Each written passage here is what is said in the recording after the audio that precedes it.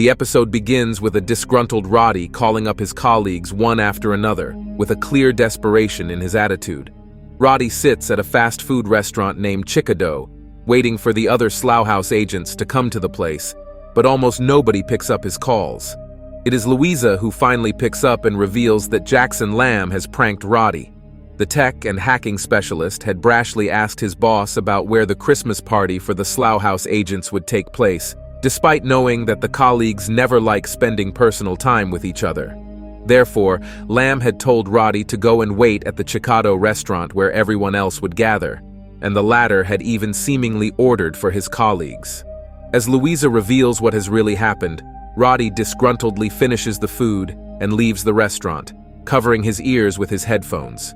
The very loud music blaring into his ears keeps Roddy from realizing that a severe explosion has taken place only a little distance behind him. It is only upon seeing people around him run and panic that he understands what has happened.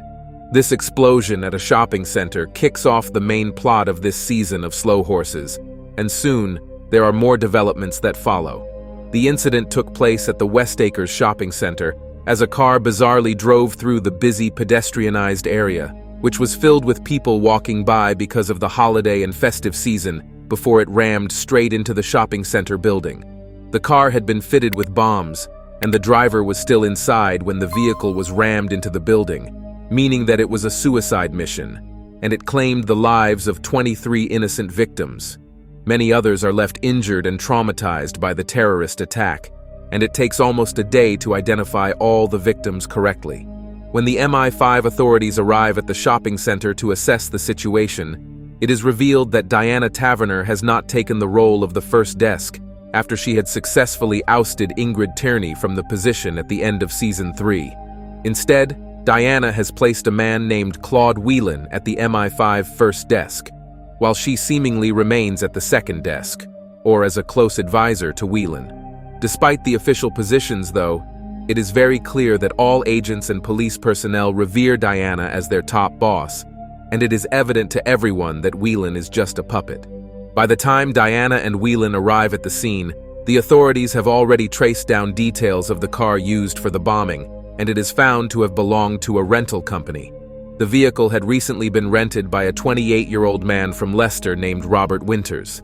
However, being an IT consultant with nothing suspicious about his background and past record, Winters' name was probably used by the real perpetrator to hide their identity.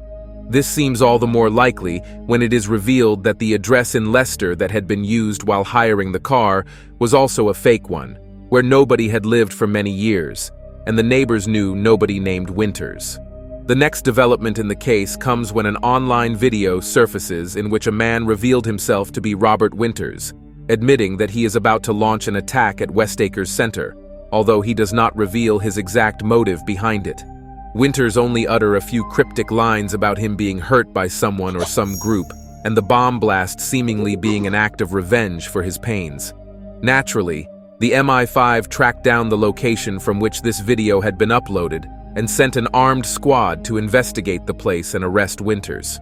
Surveillance camera footage from around the area and police drones suggested that Winters had left the apartment the previous afternoon and had not returned ever since. But Diana feels that some of his accomplices might still be inside, and she wants to ensure the safety of the armed unit being sent to the place.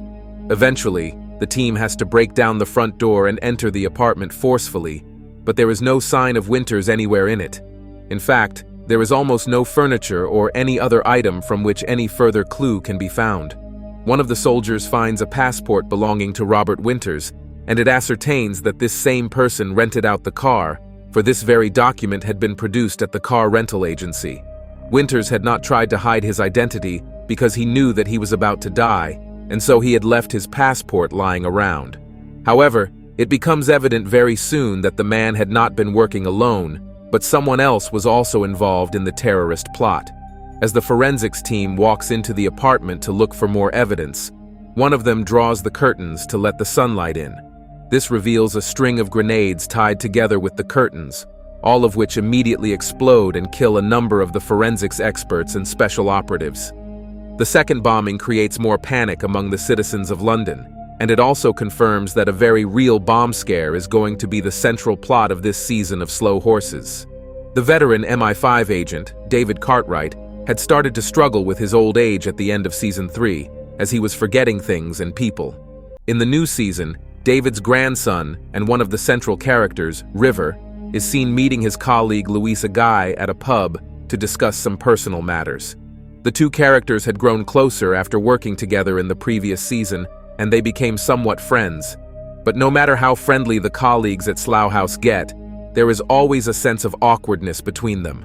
Thus, when Louisa agrees to meet River, and then he says that he wants to reveal something personal, she thinks that he is about to ask her out.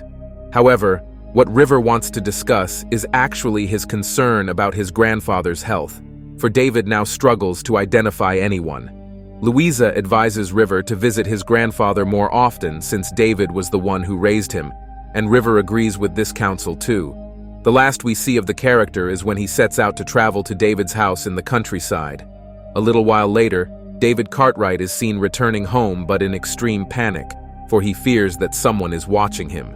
The elderly man somehow rushes back to the safety of his house and arms himself with a shotgun that he always keeps handy. This was, in fact, the reason for River being more concerned than usual for his grandfather, since an old man with a failing memory and guns at his disposal can be a recipe for disaster. David clutches the gun, sits on his couch, waiting for his imaginary assailants to arrive, and falls asleep. He is awoken at night by loud bangs at the main door, and when he goes to open the door in darkness, David realizes that it is River who has come to visit him. We viewers see the figure of a young man walk into the house, and although his face is not visible because of the dark setting, the manner in which he speaks does make him seem like River. But weirdly enough, the guest enters the house and then hurries up the stairs without stopping to greet his grandfather, stating that he has to relieve himself in the toilet. This seemingly planned attempt at trying to hide his face makes David fear that the guest is actually not his grandson, but some intruder who has come to hurt or kill him. As a result, David once again takes up the shotgun and walks up the stairs to the toilet, where he sneaks up on the young man. When the latter turns around, David has a sudden realization that it is indeed not River, and he responds with 2 effective gunshots. But as the young man's face is dismantled and almost blown apart because of the close-range fire, David wonders whether he has mistakenly killed his only living relative, his grandson. When the police arrive at the scene and get the MI5 involved, David is missing, and the dead body of the young man, presumed to be River, is found inside the house. Although David had triggered a panic alarm, the sole purpose of which was to provide help to elderly citizens in need, the police chose not to respond immediately because David had been triggering the alarm unnecessarily in the recent past. Nonetheless, an investigation is launched into the murder after the crime scene is discovered, and the new head of the MI5 tactical unit, codenamed the Dogs, arrives at the scene to take control. After the previous head, Nick Duffy, had been killed during the events of Season 3, a woman named Emma Flight was brought in for the position.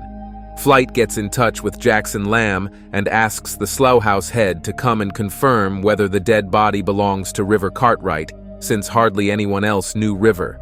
No documents to prove the identity had been found either on the body or on the crime scene, but Lamb takes a look at the body and does confirm that it belongs to River, who had been a loyal but rather ineffective agent of the Slough House.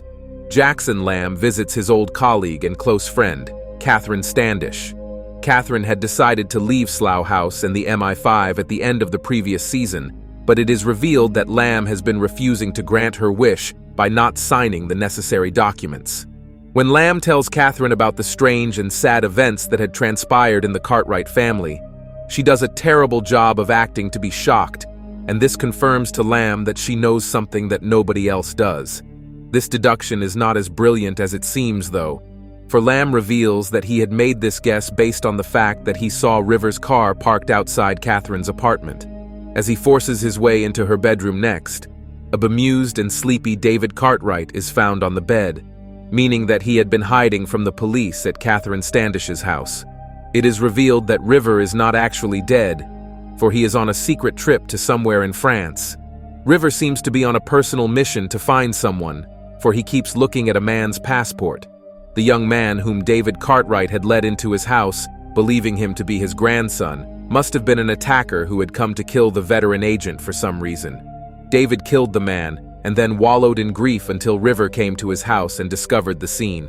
Knowing that he had to act quickly to protect his grandfather from trouble with the police, River must have driven him to Catherine's house, as she would help them without asking too many questions.